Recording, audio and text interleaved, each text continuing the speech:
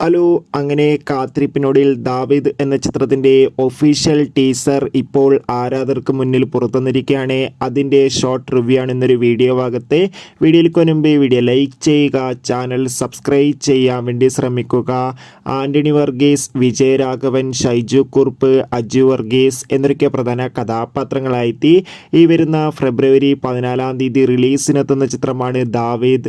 എല്ലാ സിനിമാ പ്രേമികളും ഒരേപോലെ ദാവീദ് എന്ന ചിത്രത്തിൻ്റെ ഓരോ അപ്ഡേഷനും അറിയാൻ വേണ്ടി ഏറെ ആകാംക്ഷയോടെയാണ് കാത്തിരിക്കുന്നത്.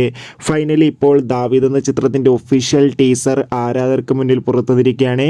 അതിഗംഭീരമായ ഒരു ക്വാളിറ്റി നൽകുന്ന ടീസർ തന്നെയാണ് ചിത്രത്തിൻ്റെ ഭാഗത്തുനിന്ന് പുറത്തുവന്നുകൊണ്ടിരിക്കുന്നത്.